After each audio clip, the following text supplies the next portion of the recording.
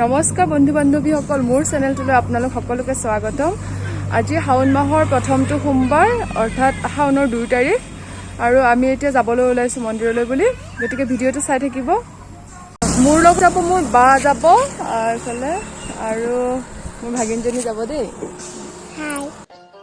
শাওন মাহটোক হিন্দু ধৰ্মত পবিত্ৰ মাহ বুলি কোৱা হয়, আৰু এই মাহত ধৰ্মৰ কাম কৰিলে পুণ্য দুগুণ হয় বুলি কোৱা হয়। এই মাহতে মহাদেৱৰ ভক্তসকলে ৰাতিপুৱা সূৰ্য উঠাৰ আগতেই পূৰ্ণ অৰ্জনৰ অৰ্থে বলবম যাত্ৰা কৰে। সনাতন ধৰ্মৰ প্ৰতিটো ৰীতি নীতিৰ লগত কিছুমান বিজ্ঞান জড়িত হৈ আছে। আহকচোন আজি আমি শাওন মাহত ধৰ্মৰ কাম কৰিলে পুণ্য কিয় দুগুণ হয় জানি লওঁ। এই মাহটো হ'ল প্ৰকৃতিৰ প্ৰজননৰ সময়। এই মাহত প্ৰকৃতিৰ বংশ বৃদ্ধি হয়। আমি খেতি বাৰী বেছিভাগ এই সময়তে কৰোঁ।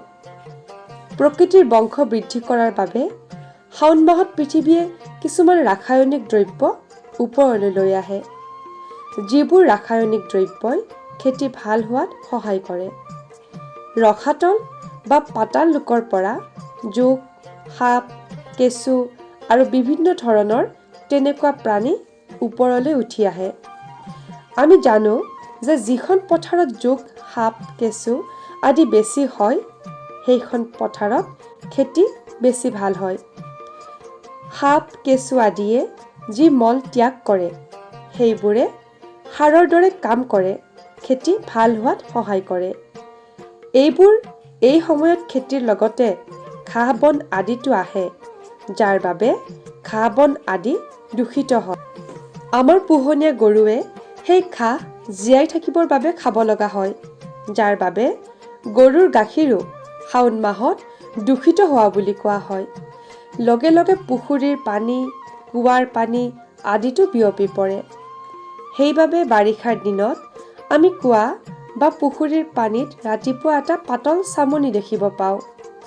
ভোলেনাথ বা মহাদেৱক আমি বিষহৰি বুলিও কওঁ, যি সমস্ত ব্ৰহ্মাণ্ডৰ বিষাক্ত বস্তুসমূহ বশ কৰি ৰাখে, যেনে ভাং, ধতুৰা, গাজা আদি। সেইবাবে মহাদেৱৰ ওপৰত আস্থা ৰখা মানুহখিনিয়ে ৰাতিপুৱা মানুহ উঠাৰ আগতে গৰুৰ গাখীৰ উলিয়াই লৈ পুখুৰীৰ কুঁৱাৰ পানী আদি লৈ গৈ ভোলানাথক অৰ্পণ কৰে, যাতে সেইখিনি কুঁৱাৰ পানী আদি মানুহৰ পেটলৈ নাযায়।